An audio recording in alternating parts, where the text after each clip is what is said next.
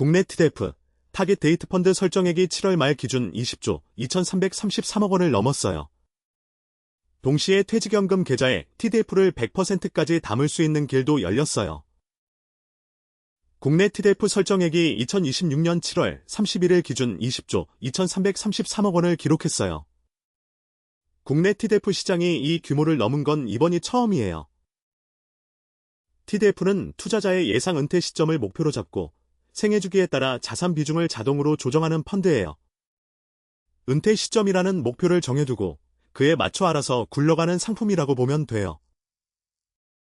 은퇴까지 남은 기간이 길수록 주식 비중을 높이고 목표 시점이 가까워질수록 채권 비중을 늘려가요.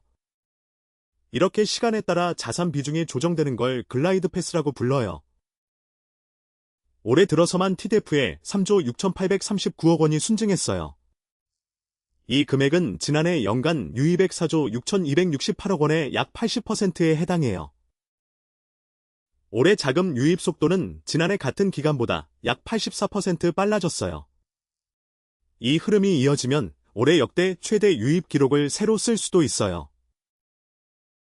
가장 큰 이유는 4월에 있었던 시행세칙 개정이에요. 퇴직연금 계좌에서 TDF를 활용하는 방식이 크게 달라졌어요. 기존에는 DC형 퇴직연금과 IRP 계좌에서 위험자산의 적립금의 최대 70%까지만 투자할 수 있었어요. 나머지 30%는 안전자산으로 채워야 하는 구조였어요. 일정 요건을 충족한 적격 TDF는 이 70% 한도를 적용받지 않아요. 계좌 자산의 100%까지 TDF 하나로 채울 수 있게 된 거예요. TDF 자체가 이미 위험자산과 안전자산을 알아서 배분하는 상품이기 때문이에요. 별도로 70% 제한을 두는 게 오히려 상품 설계 취지와 맞지 않다고 본 거예요. 이번 개정으로 국내 주식과 채권만으로 구성된 상품도 적격 TDF로 인정받을 수 있게 됐어요. 예전에는 해외 자산 중심 상품이 대부분이었는데 선택지가 넓어진 거예요. 삼성자산운용의 큐어드스 코리아 TDF 2065 액티브 적격은 국내 자산 100%로 구성된 상품이에요. 국내 시장에만 투자하고 싶은 분들에게 새로운 선택지가 된 셈이에요. 삼성자산운용의 큐어드스 트랙티브 일프 4종은 합산 순자산이 1조 원을 넘었어요. 그 중에서도 2050 상품 비중이 절반 이상을 차지하고 있어요. 신한자산운용은 올해 TDF 설정액이 2조 원을 돌파했어요. 최근 6개월 동안에만 6천억 원 넘게 자금이 유입됐어요. KB, 키움, 하나자산운용은 2022년부터 TDF ETF 시장에 참여해왔어요.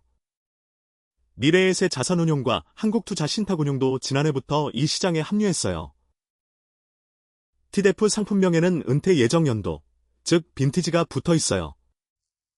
이 숫자를 보고 자신에게 맞는 상품을 고르면 돼요. 리스크 관리를 중요하게 본다면 2025 빈티지처럼 가까운 연도를 고르면 돼요. 은퇴까지 시간이 많이 남고 높은 수익을 추구한다면 2040 이상 빈티지를 고려해 볼 수 있어요. 같은 빈티지라도 운용사마다 자산 배분 전략과 글라이드 패스가 다 달라요. 투자 지역, 환해지 여부, 보수까지도 상품마다 차이가 있어요. 가입 전에 실제 주식 비중이 얼마인지부터 확인하고 선택하는 게 중요해요. 빈티지 숫자만 보고 고르면 생각했던 것과 다른 위험도의 상품에 가입할 수도 있어요. TDF의 핵심 장점은 투자자가 직접 자산 비중을 계속 조정하지 않아도 된다는 점이에요. 시간이 지나면서 자산 비중이 자동으로 재조정돼요. 퇴직연금처럼 오랜 기간 운용하는 계좌는 자주 들여다보기 어려운 경우가 많아요. 그래서 알아서 재조정되는 TDF가 퇴직연금 계좌와 특히 잘 맞는다는 평가를 받아요. 국내 TDF 설정액이 20조 원을 넘었고 적격 TDF는 퇴직연금 계좌에 100%까지 담을 수 있게 됐어요. 다만 같은 빈티지라도 운용사별로 실제 구성이 다르니 꼭 비교해보고 선택하세요. DC형 퇴직연금이나 IRP 계좌를 갖고 있는 분이라면 이번 개정 내용을 챙겨볼 만해요.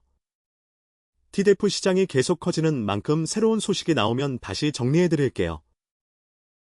TDF는 연금저축이나 IRP 계좌에 담으면 세액공제 혜택도 함께 받을 수 있어요. 운용 편의성에 세제 혜택까지 더해지니 퇴직연금 포트폴리오를 점검할 때 함께 고려해볼 만해요. TDF나 퇴직연금 관련해서 궁금하신 점은 댓글로 남겨주세요. 공감과 구독 부탁드려요.